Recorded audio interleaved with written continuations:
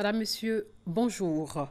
La Côte d'Ivoire commémore aujourd'hui le 56e anniversaire de son indépendance. Un défilé aura lieu comme chaque 7 août à l'esplanade du palais présidentiel au plateau en présence du président de la République Alassane Ouattara et de tout son gouvernement.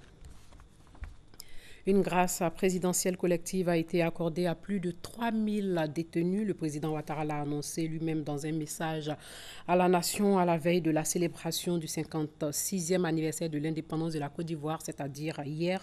Lors de son discours, Alassane Ouattara a expliqué qu'un audit de la facturation sera fait à la CIE. Le chef de l'État a aussi mis l'accent sur les valeurs de tolérance, de discipline, d'hospitalité et de fraternité. Sachez qu'aujourd'hui, 5000 militaires et paramilitaires sont mobilisés pour le défilé de l'indépendance. La grande parade va se dérouler à l'esplanade du palais présidentiel dans la commune du Plateau. Les préparatifs de l'événement avec Abou Sanogo.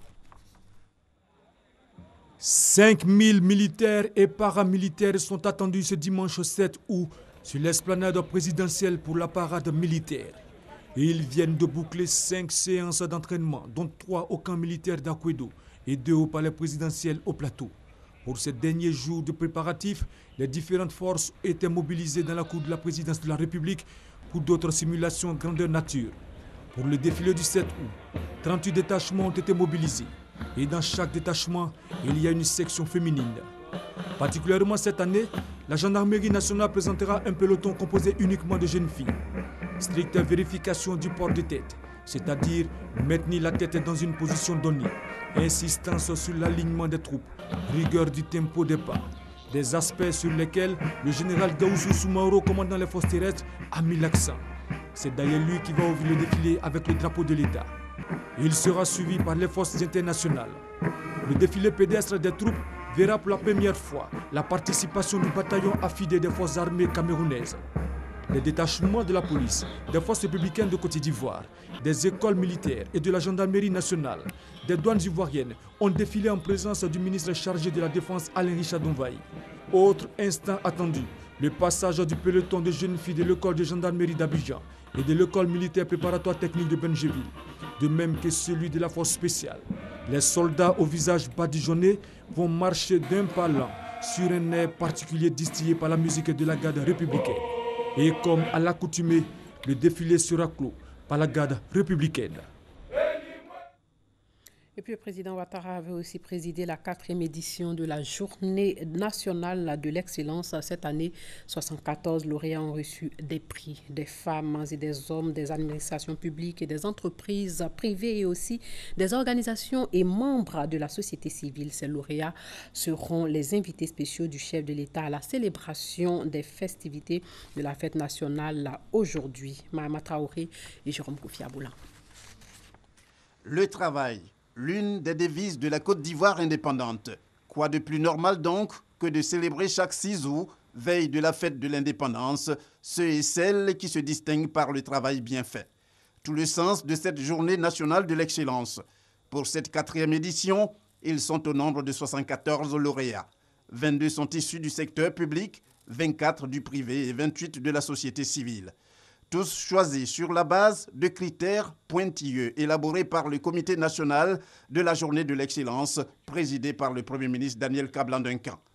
Monsieur le Président de la République, votre engagement constant et votre soutien permanent en faveur de la reconnaissance du mérite, du savoir-faire, du travail bien fait, en un mot de l'excellence, sont indéniablement reconnus et appréciés par tous vos concitoyens.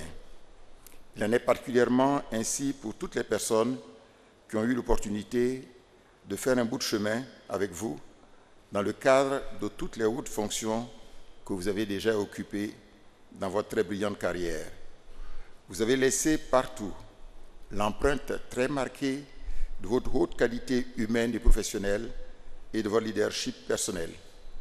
Aujourd'hui, c'est la Côte d'Ivoire, notre pays, qui en est le plus grand bénéficiaire. Le petit John Thomas, âgé de 10 ans, primé meilleur élève au concours d'entrée en 6e avec 165 points obtenus sur 170. Adama Traoré, handicapé des 4 membres, mais qui peint à l'aide de sa bouche, remporte lui le prix d'excellence pour le cinéma et les arts visuels.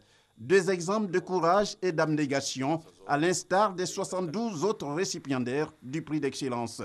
Tous ces modèles de réussite incarnent l'Ivoirien nouveau de cette Côte d'Ivoire émergente tant rêvée par le président de la République, Alassane Ouattara.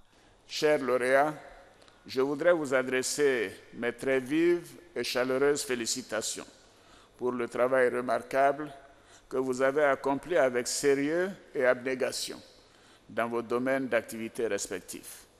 Par vos actions, vous honorez la Côte d'Ivoire et vous contribuez à son prestige sur la scène nationale et internationale. Je vous encourage à persévérer dans vos efforts et à demeurer des modèles. En vous appuyant sur vos qualités d'aujourd'hui, récompensées, vous devez toujours avoir le souci de vivre ensemble et la volonté de contribuer au renforcement de la crédibilité de nos institutions. Vous avez également pour responsabilité de contribuer à l'avènement de cet Ivoirien nouveau et des champions nationaux, capables de porter toujours plus haut notre pays. En guise d'encouragement, chaque lauréat a reçu un trophée, un diplôme et une enveloppe de 10 millions de francs CFA. Sur l'ensemble des 4 éditions de la Journée nationale de l'excellence, c'est une enveloppe de 3,2 milliards de francs CFA que l'État de Côte d'Ivoire a engagée à la récompense des plus méritants. Quelques lauréats du prix de l'excellence ont partagé leur joie avec nos reporters, suivant ensemble leurs réactions.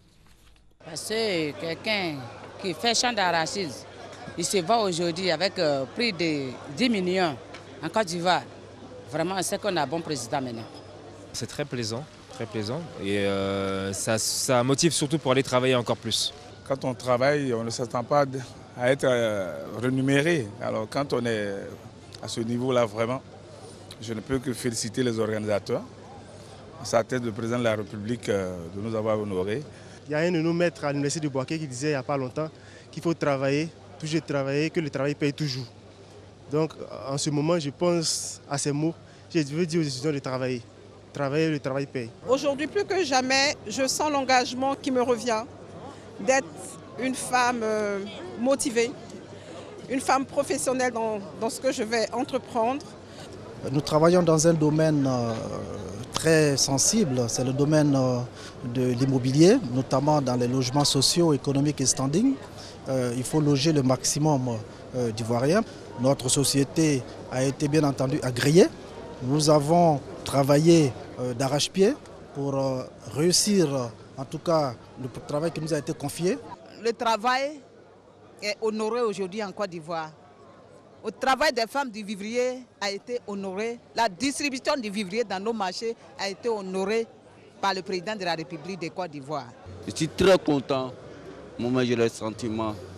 Ça me donne le courage de travailler. Je leur remercie beaucoup. Je suis très content. Je ne sais pas comment je vais faire.